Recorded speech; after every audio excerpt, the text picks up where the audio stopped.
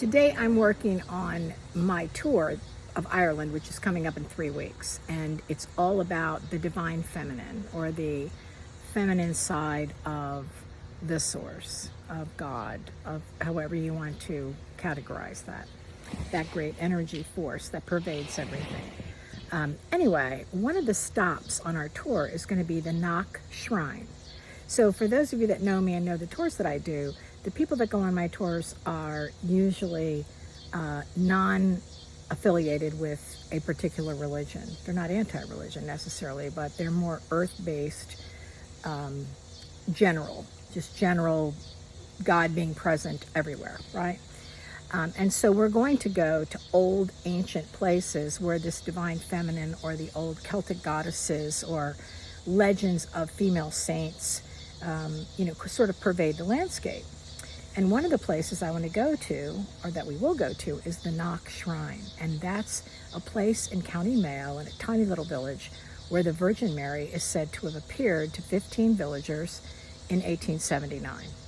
Now, so as the story goes, there was a lady who was the caretaker or housekeeper for the parish, and she was walking home. Now, Knock was a tiny village that had people in it living a subsistence living. The church would have been like the center core of their community. The Irish famine was not that far off, maybe just about 40 years, and they still were struggling. And there was the signs of another famine coming, maybe not as severe. But these people, they were living on hard times. They were living day to day. And as she was walking home, it was raining, and she looked over at the back wall of the church, the gable wall, which, churches are shaped like this, right? And the back wall would be what we call the gable wall. Against that, through the rain, she saw what looked like figures, like a big white light with figures standing against the wall. And it's noted that she went to talk to her neighbor, and then she brought the neighbor back.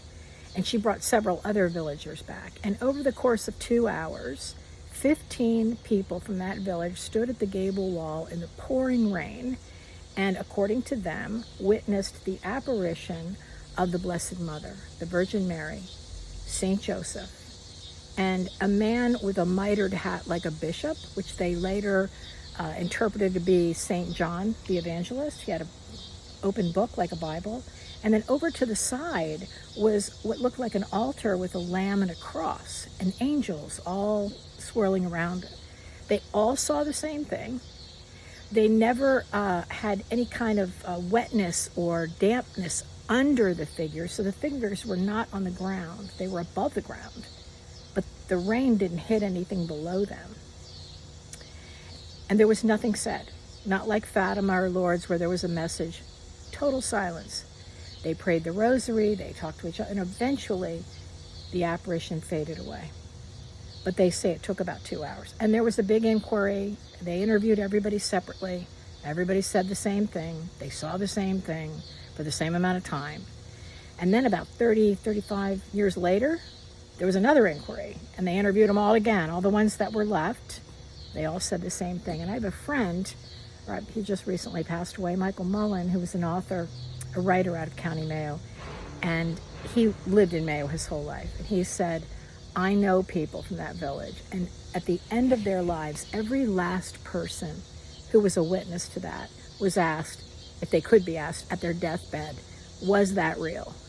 Knowing full well at this time, 1879 or 1890 or whenever, in Ireland, the Catholic Church structure was such that if you were to lie about something like that, you would certainly fear going to hell.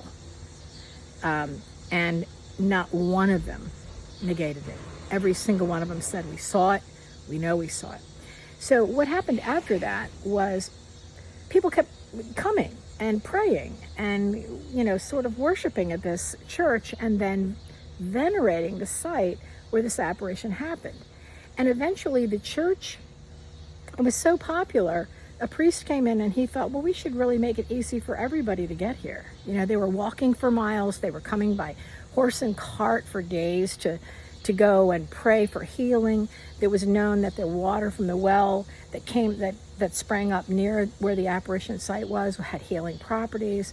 So it already was a site of pilgrimage, and then a priest really got it together and made it so that people could come there. And now there's an airport in Knock, and millions of people have traveled to this place, and they've also cited miracles that have happened, healings that have happened, and they're all chronicled. But the interesting thing about Knock is it's still active.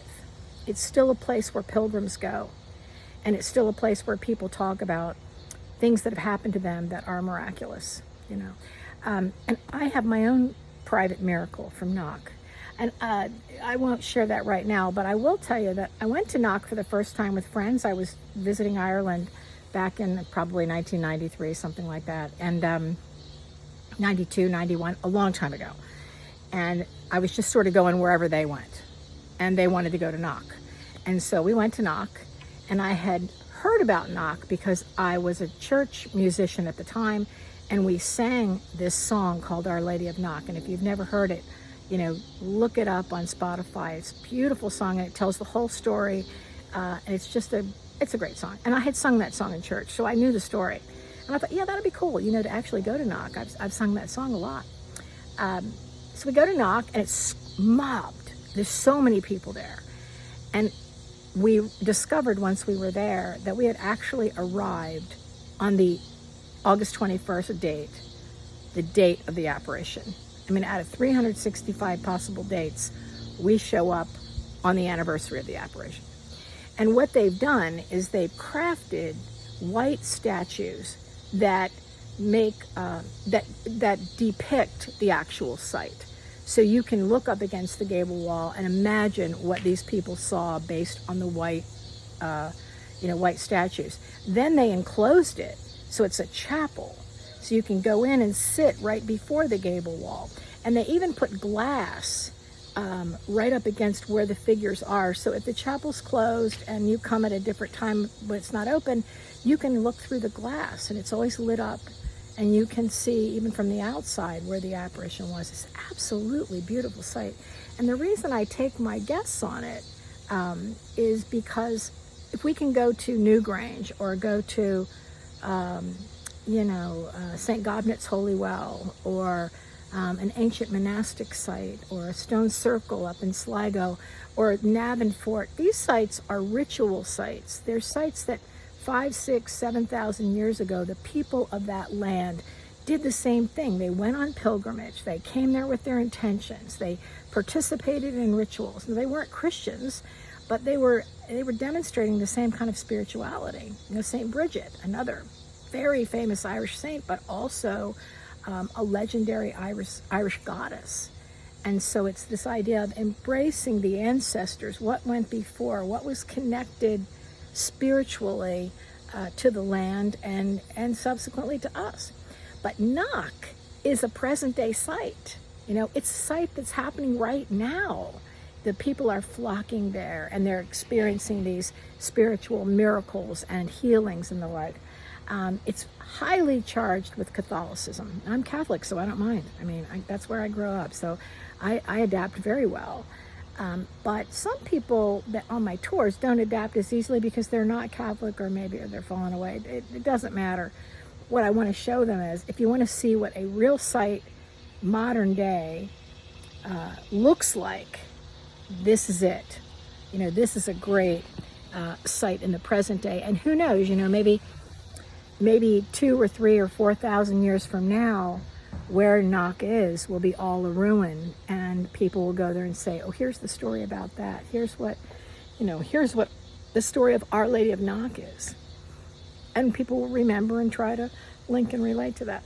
So just one more thing about Knock and going there. There's some things to see that are remarkable. One is the Harry Clarke stained glass window inside the old church. So Harry Clarke was born right about the time of the apparition of Knock. He was an illustrator, very much into the Art Nouveau movement, and he crafted many stained glass windows. And if you've ever seen one, it'll take your breath away. And there is one of Our Lady of Knock inside the old church that you can go in and see. It's beautiful. The other thing to see is the basilica. So once there was a papal visit and there were so many pilgrims, they built this gigantic basilica to house the people that would be coming there on pilgrimage. It holds up to 10,000 people. It doesn't look like it from the outside, but it's quite large. And inside it is some beautiful artwork. I mean, it's a stunning building, and that's worth seeing. And the other thing not to miss is there's a little cutout on right near the gable wall, which is actually the gable wall, the stones that were there right when the apparition appeared. So they would have been in close contact with the apparition. And pilgrims come all the time, and they'll put their hand on that on those original stones. Some people say that it has a healing effect, or it's a private moment for anybody that wants to touch the stones that actually came in contact with the apparition. And then lastly, the taps are a riot. I've been to so many holy wells, and they're usually dedicated to a saint, and they are covered with stone, and maybe you have a ladle and you go down in the well and you scoop out the water. There are so many people that come to Knock, and they do have one of those wells. You can go down and scoop the water out. It's not as easily seen. But right next to the basilica, they've got this whole line of taps. I mean, they literally come up out of the ground, and you just turn the faucet on and you put your little water container and take that water home from Knock. So it isn't as emotionally charged as going down to where the earth meets the water. But I got to tell you, I took some of that water home, and a priest from our parish said, if you bring this, if we're going to baptize children, we don't need to even bless this water because it came from Knock. And it's anyway, you got to see that too. And Knock is a worthwhile visit for anybody visiting Ireland, whether you're a Catholic or not, or if you have any sense of spirituality. This is an incredibly powerful site, in my opinion. So anyway, that's my story about Our Lady of Knock, and I'm anxious to go back, and I hope the guests on my tour will be as excited as I am to see it.